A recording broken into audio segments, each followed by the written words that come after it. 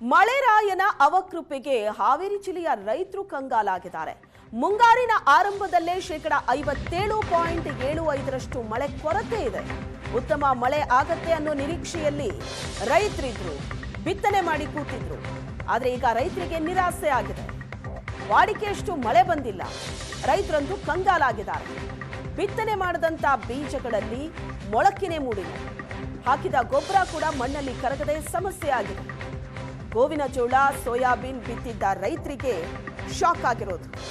ಪೂರ್ವ ಮುಂಗಾರು ಸಮಯದಲ್ಲಿ 25.52% ಹೆಚ್ಚುವರಿ ಮಳೆ ಆಗಿದೆ. ಅದೇ ಖುಷಿಯಲ್ಲಿ ಮೇ 2ನೇ ವಾರದಲ್ಲೇ ಹೊಲ ಹದಗೊಳಿಸಿ ಬಿತ್ತನೆ ಮಾಡಿದ್ರು. ಜಿಲ್ಲೆಯಾದ್ಯಂತ ಈಗಾಗಲೇ 74.46% ಬಿತ್ತನೆ ಪೂರ್ಣ ಆಗಿದೆ. ಮೊಳಕೆಯೊಡೆದ ಬೆಳೆಯೂ ಕೂಡ ಸಮರ್ಪಕವಾಗಿ ಬೆಳೀತಾ ಇಲ್ಲ. ಮಳೆಗೋಸ್ಕರ ಪ್ರತಿನಿತ್ಯ ಆಕಾಶದತ್ತ ಮುಖ ಮಾಡಿ ರೈತರು ಕಾಯ್ತಿದ್ದಾರೆ. ಅವಧಿಗೂ ಮುಂಚೆ ಮುಂಗಾರು ಈ ಬಾರಿ ಬಂದಿದ್ದರಿಂದ ರೈತರು ಸಾಕಷ್ಟು ಸಂಭ್ರಮ ಪಟ್ಟಿದ್ರು. ಒಳ್ಳೆ ಮಳೆ ಆಗ್ತಿದ್ದಂತೆ ಸಂಭ್ರಮ ಪಟ್ಟಿದ್ರು. ರೈತ ಸಂಪರ್ಕ ಕೇಂದ್ರಗಳ ಮುಂದೆ ಕ್ಯೂ ಹಚ್ಚಿ ನಿಂತುಕೊಂಡು ಹಗಲು ರಾತ್ರಿ ಅಂತ ಹೇಳದೇನೆ ಇವತ್ತು ಸಾಕಷ್ಟು ಬೀಜ ಗೊಬ್ಬರಗಳನ್ನು ಕ್ಯೂನಲ್ಲಿ ಹಚ್ಚಿ ತೆಗೆದುಕೊಂಡು ಬಂದು ಬಿತ್ತನೆ ಮಾಡಿದರೆ, ಇವತ್ತು ಮಳೆರಾಯನ ಅವಕೃಪೆಯಿಂದಾಗಿ ಇವತ್ತು ಬೀಜಗಳು ಒಂದು ಕಡೆ ಮೊಳಕೆನೇ ಹೊಡೆದಿಲ್ಲ, ಇನ್ನೊಂದು ಕಡೆ ಒಂದಿಷ್ಟು ಕಡೆ ಹುಟ್ಟಿದೆ, ಇನ್ನೊಂದು ಕಡೆ ಹುಟ್ಟಿಲ್ಲ. ಹಾವೇರಿ ಜಿಲ್ಲೆ ಅಂತ ಹೇಳಿದ ತಕ್ಷಣ ಇಲ್ಲಿ ಕೃಷಿ ಪ್ರಧಾನವಾದಂಥ ಜಿಲ್ಲೆ. ಗೋವಿನ ಜೋಳ, ಮೆಕ್ಕೆಜೋಳ ಅಂತ ಏನು ಕರಿತೀವಿ ಅದನ್ನು ಹೆಚ್ಚಿನ ಪ್ರಮಾಣದಲ್ಲಿ ಬಿತ್ತಿದ್ದಾರೆ, ಮತ್ತು ಸೋಯಾಬೀನನ್ನು ಕೂಡ ಬಿತ್ತಿದ್ದಾರೆ. ಆದರೆ ಮಳೆರಾಯನ ಅವಕೃಪೆ ಅಂದರೆ ಮಳೆನೇ ಬರ್ತಾ ಇಲ್ಲ ಜಿಲ್ಲೆಯಲ್ಲಿ.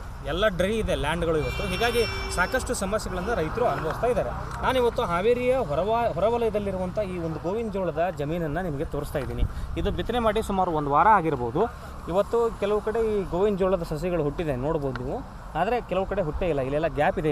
ಇದೆಲ್ಲ ಬಿತ್ತನೆ ಮಾಡಿರುವಂಥ ಪ್ರದೇಶನೇ. ಸಂಪೂರ್ಣವಾಗಿ ಇದು ಡ್ರೈ ಆಗಿದೆ. ಯಾಕಂತ ಹೇಳಿದ್ರೆ ನೀರೇ ಇಲ್ವಲ್ಲ. ನೀರೇ ಇಲ್ಲದಿದ್ದರೆ ಬೀಜ ಮೊಳಕೆ ಹೊಡೆದಾಗೆ. ಇನ್ನು ನೋಡಿ, ಈ ಗೋವಿನ ಜೋಳ ಚೆನ್ನಾಗಿ ಹುಟ್ಟಲಿ ಅಂತ ಗೊಬ್ಬರ ಹಾಕಿದರೆ ಆ ಗೊಬ್ಬರನೂ ಕೂಡ ಇವತ್ತು ಹಾಗೇ ಇದೆ. ಗೊಬ್ಬರ ಮಣ್ಣಿನೊಳಗೆ ಕರಗೇ ಇಲ್ಲ. ಮಳೆ ಬಂದರೆ ಗೊಬ್ಬರ ಕರಗುತ್ತೆ. ಆದರೆ ಇವತ್ತು ಮಳೆನೇ ಬರಲಿಲ್ಲ ಅಂತ ಹೇಳಿದರೆ ಹೆಂಗೆ ಕರಗಬೇಕು? ಇಲ್ಲಿ ನೋಡ್ಬೋದು ನೀವು, ಗೊಬ್ಬರ ಹೇಗಿದೆ ಮಣ್ಣಿನಲ್ಲಿ ಹಾಗೇ ಇದೆ. ಹೇಗೆ ಹಾಕಿದ್ರು ಹಾಗೇ ಇದೆ. ಹೀಗಾಗಿ ಇವತ್ತು ಗೊಬ್ಬರನೂ ಕರೆಕ್ಟಾಗಿ ಹತ್ತಿಲ್ಲ, ಬೀಜ ಮೊಳಕೆ ಹೊಡೆದಿಲ್ಲ. ಕೆಲವು ಕಡೆ ಮೊಳಕೆ ಹೊಡೆದ್ರೂ ಸರಿಯಾಗಿ ಬೆಳೀತಾ ಇಲ್ಲ, ಎಲ್ಲ ಒಣಗ್ತಾ ಇದೆ ಸಸಿಗಳು. ಇಲ್ಲಿ ನೋಡ್ಬೋದು ನೀವು, ಸಾಲು ಗೋವಿನ ಜೋಳದ ಸಸಿಗಳು ಕೆಲವು ಕಡೆ ಹುಟ್ಟಿದೆಯಲ್ಲ, ಇದೆಲ್ಲ ಒಣಗ್ತಾ ಇದೆ. ಕೆಲವು ಕಡೆ ಬೀಜಗಳು ಮೊಳಕೆ ಹೊಡೆದಿಲ್ಲ. ಗ್ಯಾಪ್ ಇದೆ ನೋಡ್ಬೋದು ನೀವು ಜಮೀನಲ್ಲಿ. ಎಲ್ಲ ಕಡೆ ಕೆಲವು ಕಡೆ ಗ್ಯಾಪ್ ಇದೆ, ಕೆಲವು ಕಡೆ ಹುಟ್ಟಿದೆ. ರೈತರು ಸಾಕಷ್ಟು ಸಾಲ ಮಾಡಿಕೊಂಡು ಇಲ್ಲಿ ರೈತರ ಹೆಚ್ಚಿನ ಪ್ರಮಾಣದಲ್ಲಿ ಆತ್ಮಹತ್ಯೆಗಳು ಯಾಕೆ ಆಗ್ತವೆ ಅಂತ ಹೇಳಿದರೆ ಈ ಥರ ಲಾಸ್ ಆಗುತ್ತೆ. ಇಲ್ಲಿ ಇನ್ನೇನೋ ಮಾಡ್ಕೊಂಡು ತಿನ್ನೋಣ ಅಂತ ಹೇಳಿದರೆ ಇಲ್ಲಿ ಒಂದು ಇಂಡಸ್ಟ್ರಿ ಇಲ್ಲ, ಒಂದು ದುಡ್ಕೊಂಡು ತಿನ್ನೋಕೆ ಒಂದು ಫ್ಯಾಕ್ಟ್ರಿ ಇಲ್ಲ. ಎಲ್ಲ ಡ್ರೈ, ಎಲ್ಲ ಕಡೆ ಕೆಲವು ಕಡೆ ಒಣ ಬೇಸಾಯ, ಒಂದು ಕಡೆ ನೀರಾವರಿ ಬೇಸಾಯ. ಹೀಗಿದ್ದಾಗ ಏನು ಮಾಡಬೇಕು? ಇಲ್ಲಿ ರೈತರು ಬಿತ್ತನೆ ಬೀಜಗಳನ್ನ ಗೋವಿನ ಜೋಳ ಬಿತ್ತಿದ್ರಲ್ಲ ಅದನ್ನು ತೋರಿಸ್ತಾ ಇದ್ದಾರೆ ನೋಡಿ. ಆ ಬೀಜಗಳು ಹುಟ್ಟೇ ಇಲ್ಲ ಇಲ್ಲಿ. ಇದು ಬೀಜಗಳು ನೋಡ್ಬೋದು ನೀವು. ಆ ಬೀಜಗಳು ಬಿತ್ತನೆ ಮಾಡಿರುವಂಥ ಬೀಜಗಳು ಹುಟ್ಟೇ ಇಲ್ಲ. ಮೊಳಕೆ ಹೊಡೆದಿದೆ, ಅಲ್ಲೇ ಒಣಗೋಗಿದೆ. ಇದು ಮೊಳಕೆ ಹೊಡೆದು ಒಣಗೋಗಿರೋಂಥ ಬೀಜ ಇದು ನೋಡ್ಬೋದು ನೀವು. ಈ ರೀತಿಯಾದಂಥ ಸಮಸ್ಯೆಗಳನ್ನು ರೈತರು ಅನುಭವಿಸ್ತಾ ಇದ್ದಾರೆ. ಅವ್ರನ್ನ ಮಾತನಾಡಿಸ್ತೀನಿ ನಾನು. ಸರ್, ಈಗ ಸುಮಾರು 1000 ಹೆಕ್ಟರ್ ಬಿತ್ತನೆ ಬೀಜ ತಗೊಂಬಂದು ಇವತ್ತು ಬಿತ್ತಿದ್ದಾರೆ ರೈತರು. ಒಂದು ಕಡೆ ಹುಟ್ಟಿದೆ, ಒಂದು ಕಡೆ ಹುಟ್ಟಿಲ್ಲ. ಸೋಯಾಬೀನು, ಗೋವಿನ ಜೋಳ ಸಿಕ್ಕಾಪಟ್ಟೆ ಲಾಸ್ ಅಲ್ವಾ ಈಗಿದ್ದು? ಸರ್, ರೈತರ ಕಷ್ಟ ಯಾರಿಗೆ ಹೇಳಬೇಕು ಅಂತಂದು ಪದೇ ನಾವು ದೇವ್ರ ಅಂತೇಳಿ ಕೇಳ್ಕೊಂತಿದ್ವಿ.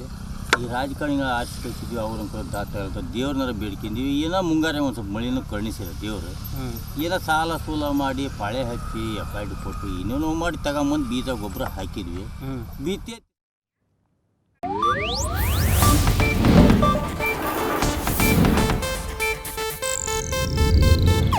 ಇದು ಏಷ್ಯಾನೆಟ್ ನ್ಯೂಸ್ ನೆಟ್ವರ್ಕ್ ಪ್ರಸ್ತುತಿ.